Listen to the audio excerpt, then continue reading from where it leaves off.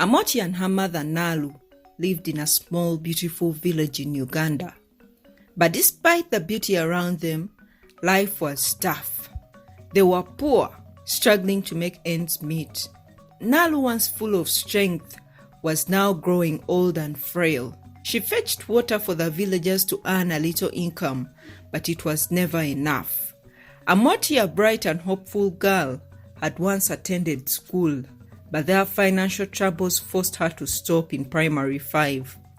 Now, she helped her mother carry heavy water pots from the well to the village. Sometimes, Amoti's former classmates would see her and call out, offering her food or a small treat.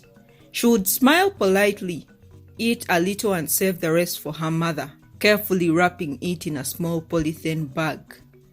The bond between Amoti and Nalu was strong, born from shared hardships.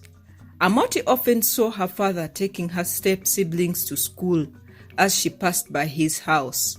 They were well-dressed and seemed happy, a stark contrast to her own life. Her father had left them long ago, marrying another woman. Amoti would see them laughing and playing as she passed by their home, carrying water pots on her head, her heart heavy with sorrow.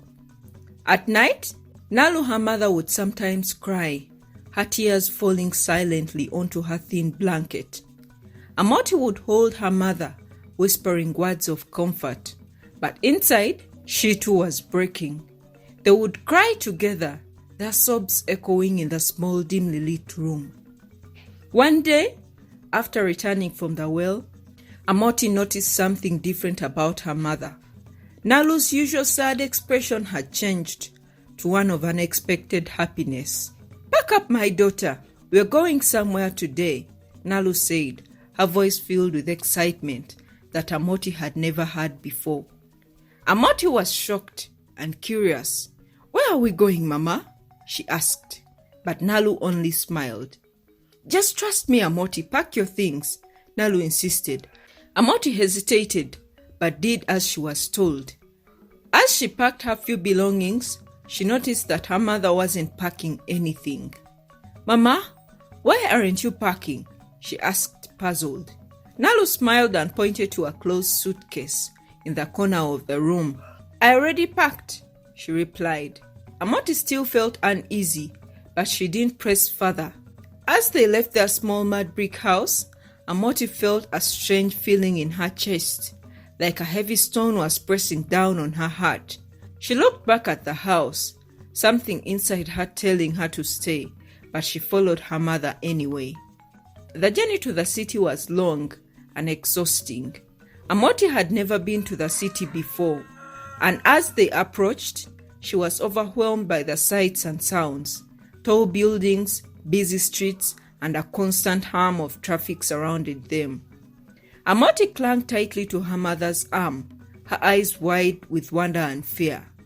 Finally, they arrived at a large mansion with high walls and a grand gate. Amoti had never seen such a place before.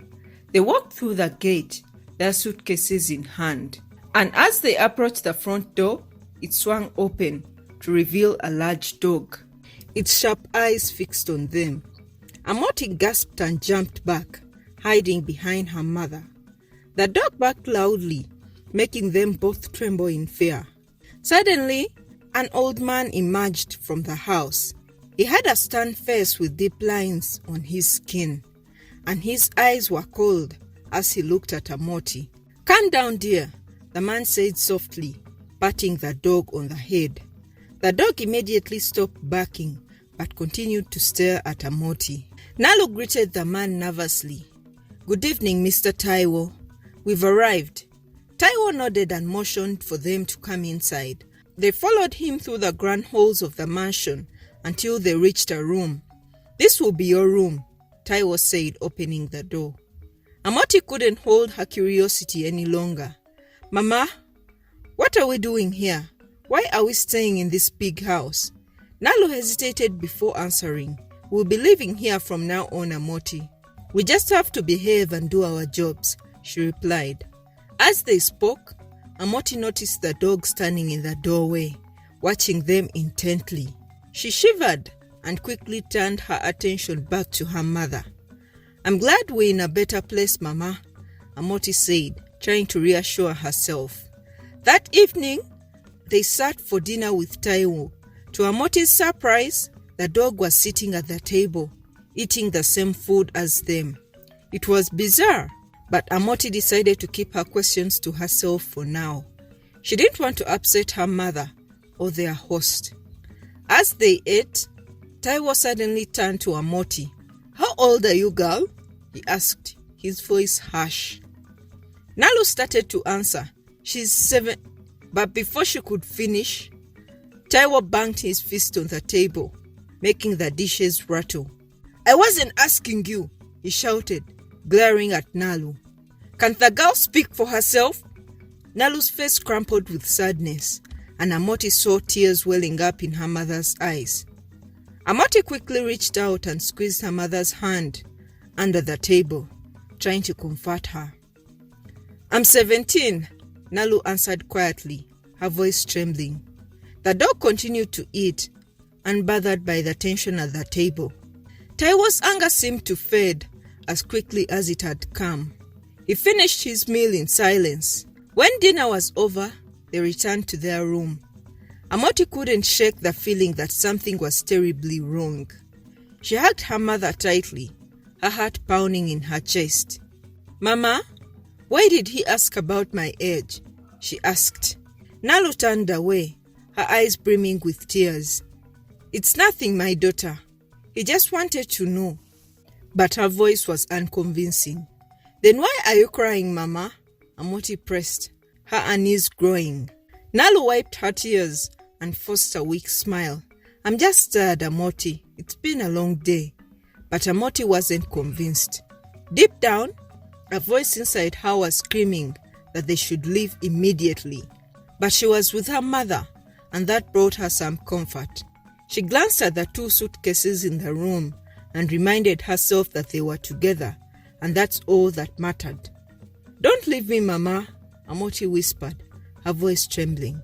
"I would never leave you, Amoti," Nalu replied, holding her daughter close. That night, Amoti lay awake, her body tense with fear. She tried to stay awake, listening to the sounds of the house, but her exhaustion from the long journey began to weigh down on her. Sleep crept up on her slowly, like a shadow enveloping her senses. And as soon as she drifted off, her grip on her mother loosening as she slipped into a deep sleep. At 3 a.m., Nalu quietly slipped out of bed, her heart heavy with sorrow. She had been awake the whole time, waiting for Amoti to fall into a deep sleep. She looked down at her daughter, her tears falling silently onto the pillow. She stepped out of the room, where Taio and the dog were waiting for her. "What took you so long?" Taio asked, his voice impatient. "We've been waiting for hours." "She was still awake," Nalu replied, her voice barely a whisper. "I had to wait until she was sound asleep." Taio handed Nalu a briefcase filled with money. "Take this and leave. Don't ever come back. Forget about Amoti. She's mine now," he said coldly. Nalu took the briefcase, her hands trembling. She glanced back at the house one last time, her heart breaking as she walked away, her sobs echoing in the darkness. The next morning, Amoti awoke to an eerie silence. She reached out for her mother, but her hand met an empty space. Her heart raced with fear, but she quickly calmed herself when she saw her mother's suitcase still in the room. She got out of bed and went to the suitcase, intending to take out a towel for shower. But when she lifted the suitcase, it was unexpectedly light. Confused, she opened it, and to her horror, it was empty. Panic gripped her as she realized that her mother had carried an empty suitcase the whole time. She turned to search for her mother, but the strange dog was standing in the doorway, its eyes locked onto hers, watching her panic with an almost human understanding. Amoti ran past the dog, frantically searching the house for her mother, but she was nowhere to be found. As she stumbled into the living room, Taio appeared, a cold smile on his face. "You should settle in, Amoti," Taio said, his voice eerily calm. "You're my wife now. Your mother sold you to me, and she's never coming back." Amoti froze, her heart pounding in her chest. "No, that can't be true," she cried, backing away from him. Taio stepped closer to her. "You belong to me now," he said. "You'd better settle in. You're not leaving this place, Amoti." Before she could respond, the dog began barking loudly, startling her. Taio quickly ran over, patting the dog gently. There, honey. I'm sorry for the distress," Taio murmured softly to the dog. Amoti stared at them, her mind reeling. She turned and bolted for the front door, desperate to escape this nightmare. But the dog was faster. The dog lunged at her, its teeth sinking into her leg. Amoti screamed in pain, collapsing to the floor as blood oozed from her wound. Taio quickly rushed over, pulling the dog off her. He lifted Amoti in his arms. "Didn't I tell you, Amoti?"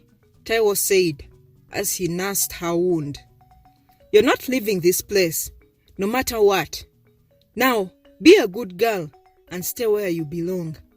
Amoti's body trembled in fear and pain. She realized with chilling certainty that she was trapped. Days turned into weeks, and Amoti's fear only grew. She tried to escape many more times, but the dog was always there, watching her, waiting to pounce the moment she made a move. Every attempt ended the same way, with her running back to the bedroom, defeated. Each night, Taio forced himself on her, his actions cruel and relentless, while the dog sat and watched, its eyes never leaving her. Amoti could feel something dark and twisted about this dog. This wasn't just an ordinary dog. It was almost as if it was part of Taio, an extension of his cruelty. "I have to do something about that dog," Amoti whispered to herself one night as she lay in bed, her body bruised and her spirit broken. "If I can get rid of it, maybe I can have a chance to escape," she thought. The next day, Amoti prepared a meal for herself, Taio, and the dog, just as she did every day. But this time, she added a lethal dose of rat poison to the dog's food. She carried the plates to the dining room, her hands trembling as she placed them on the table. As they sat down to eat, the dog remained silent, not even sniffing the food. Taio glanced at the dog. "Honey, eat your food," Taio said, his tone affectionate, but the dog refused to touch it. Instead, it stared directly at Amoti, its eyes filled with anger, a low growl rumbling from its throat as it pushed the plate off the table, the food scattering across the floor. Taio's expression darkened, and he turned to Amoti, suspicion on his face. "What did you do?"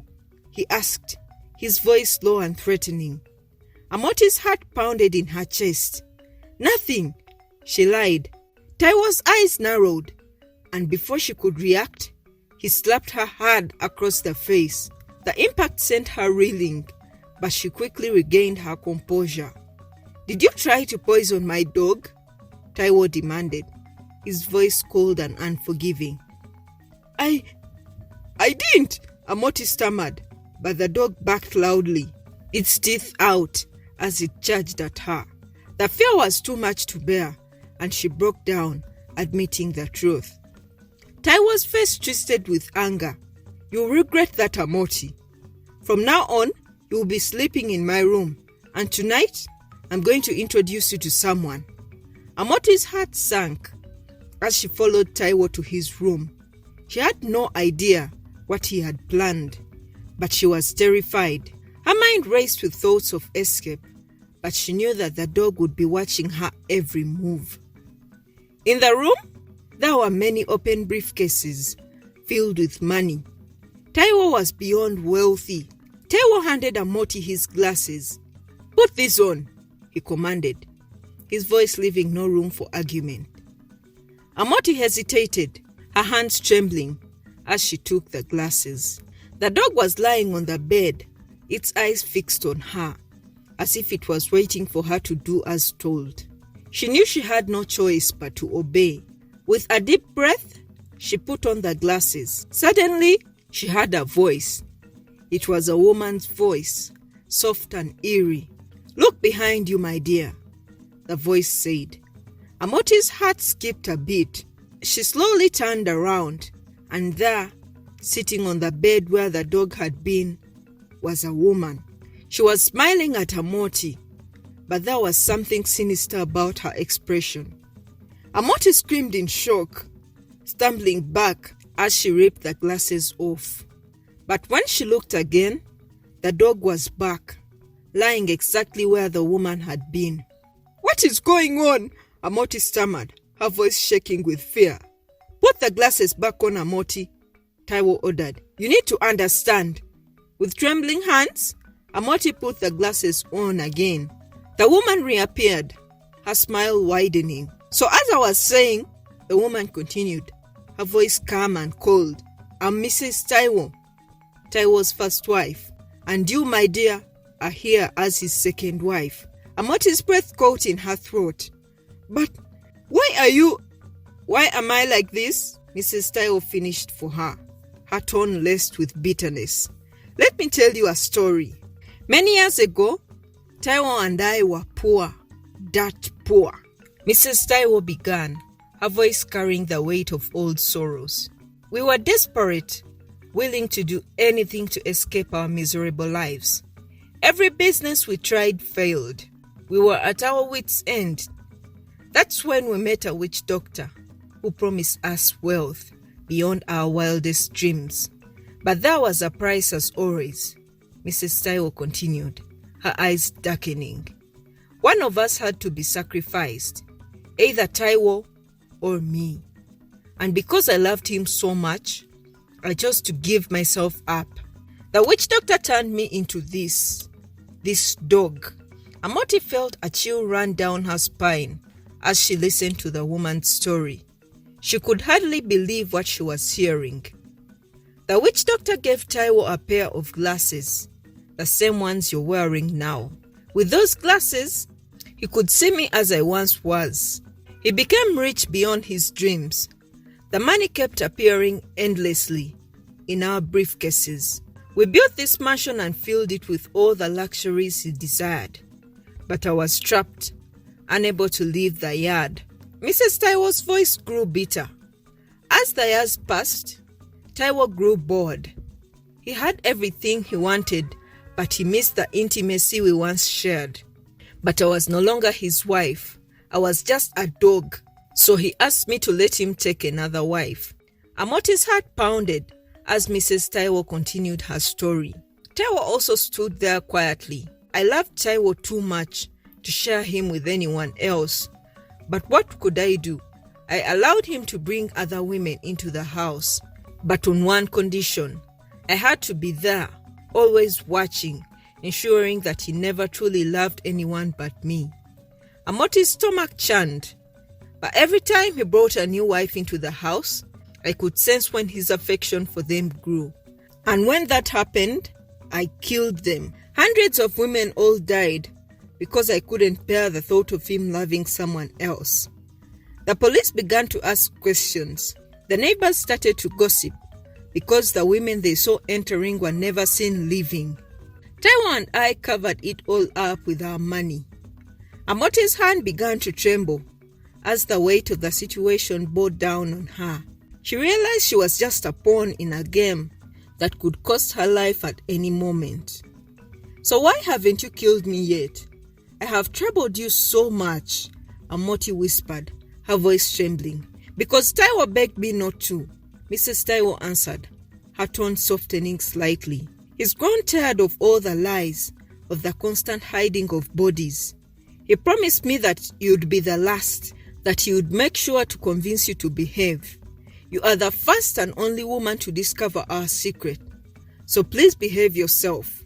and if you ever try to leave, you would come back crawling, broken and desperate. Amoti felt a cold sweat break across her skin.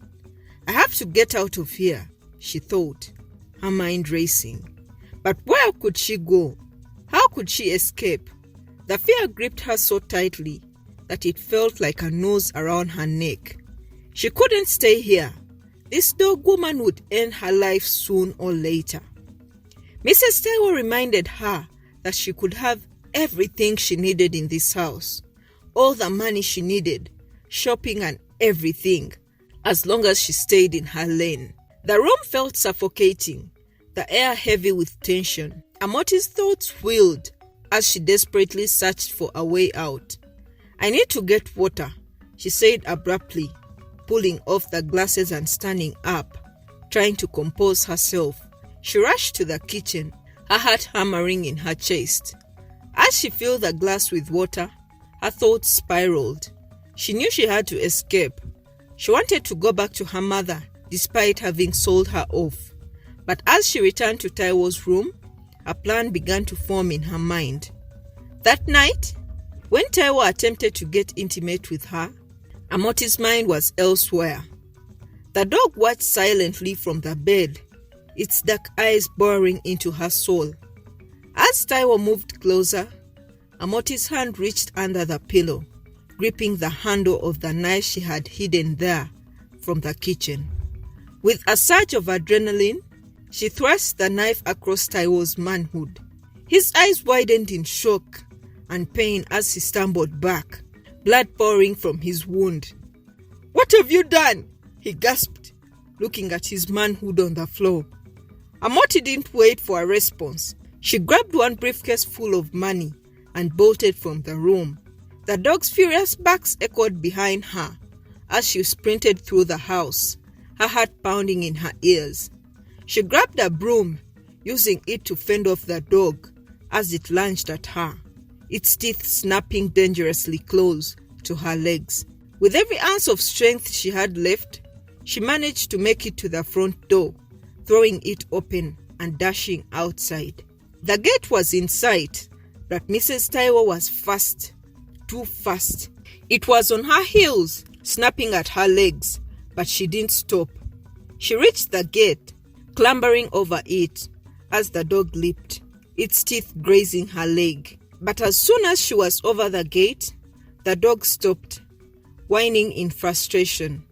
The witch doctor's curse prevented it from going any further. Amoti didn't look back. She ran, blood dripping from her wounds, until she found a bus to take her back to her home village.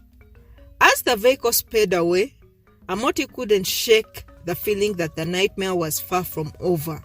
When Amot finally reached her home village, the once comforting sight of her mother's house now filled her with dread.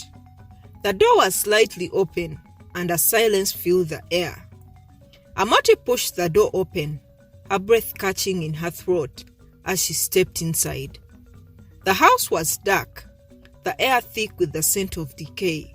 Her eyes quickly adjusted to the dim light, and there, lying on the floor, was her mother, Nalu. Amoti's heart broke as she rushed to her mother's side. Nalu's breath was shallow, her eyes glazed over with pain and regret. Blood pooled around her, the result of a brutal attack. Thieves had broken into the house, drawn by the rumors of Nalu's newfound wealth. They had beaten her, taken everything and left her to die. "Mama," Amoti whispered, tears streaming down her face.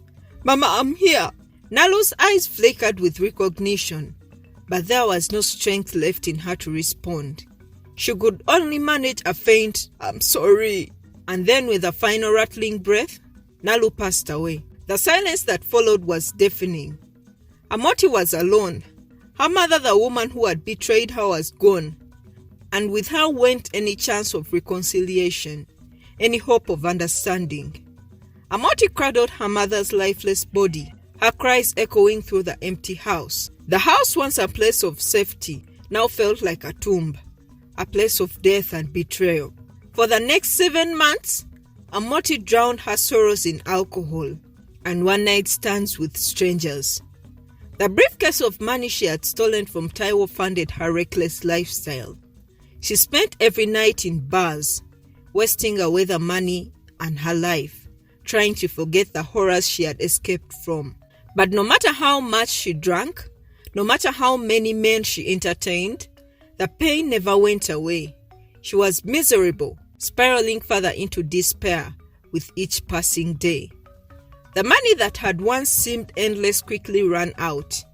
One morning, she woke up in a hotel room, broke and alone, realizing she had squandered everything. The crushing reality of her situation hit her hard.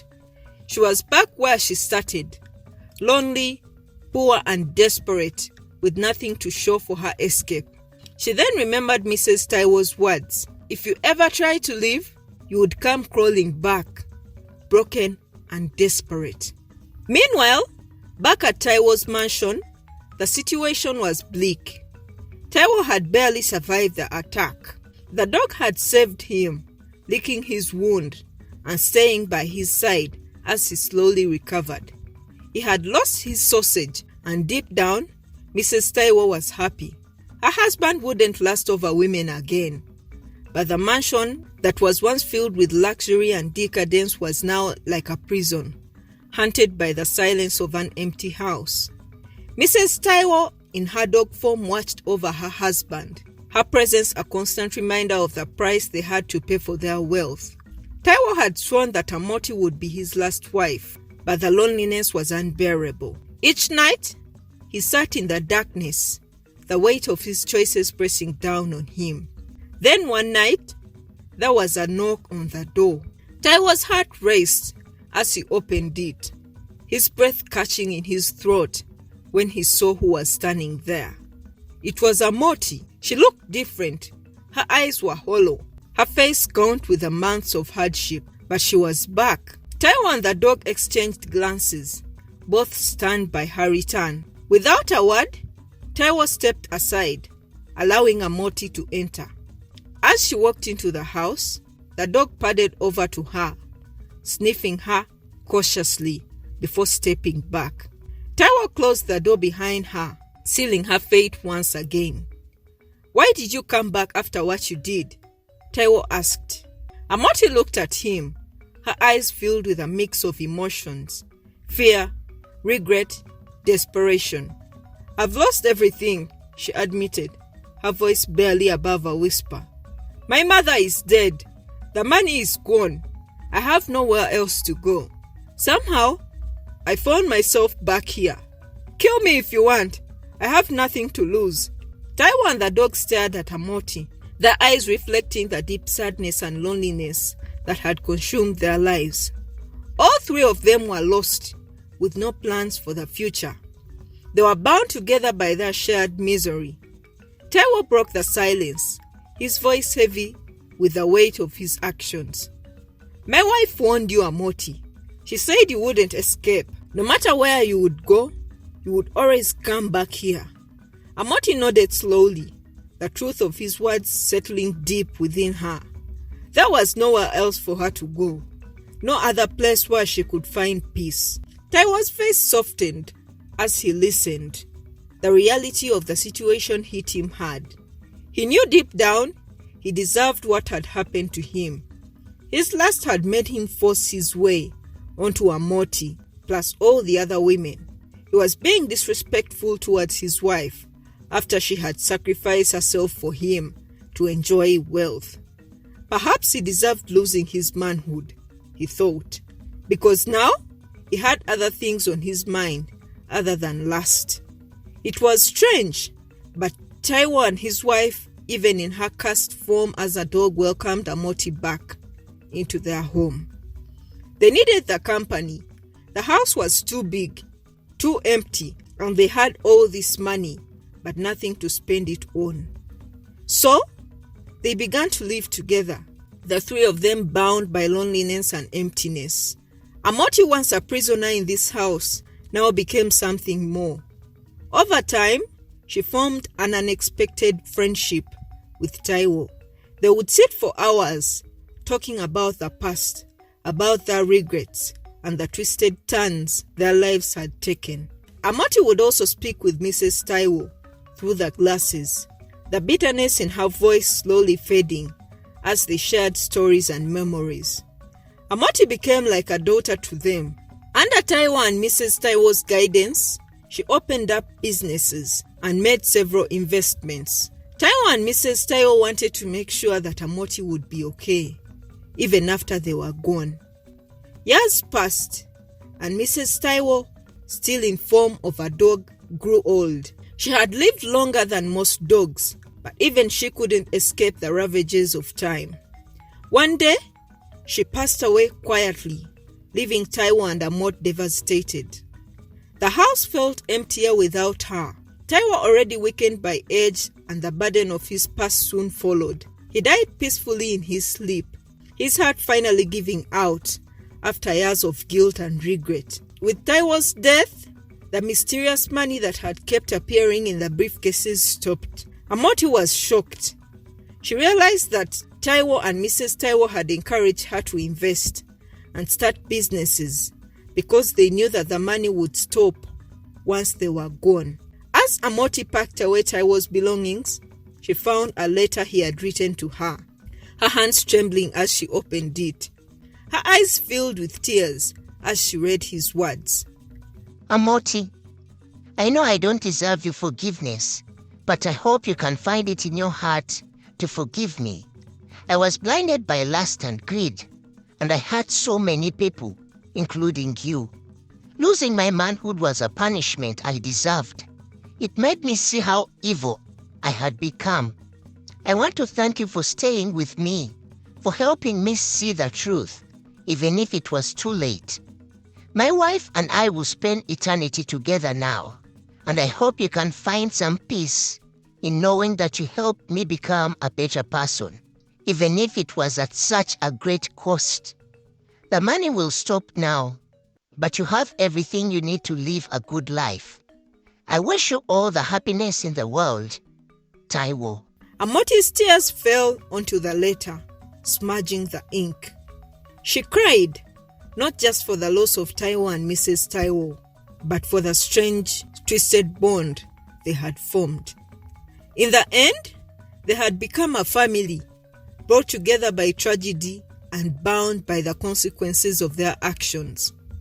She stood alone in the empty house, now hers entirely. She was wealthy, successful, and the last one standing. But despite her victory, she felt a deep sense of loss. Taio and Mrs. Taio had been villains, but they had also been her only companions, her only family. The story teaches that even the worst of people can find a path of redemption, and that sometimes the most unlikely bonds can form in the darkest of circumstances. It reminds us that the choices we make have lasting consequences, but also that it's never too late to seek forgiveness and change. What do you think of this story, guys? What did you learn from this story? If you like this video, please leave a thumbs up. Don't forget to subscribe.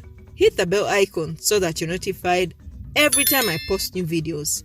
Thank you for watching, guys. Stay tuned for my next video.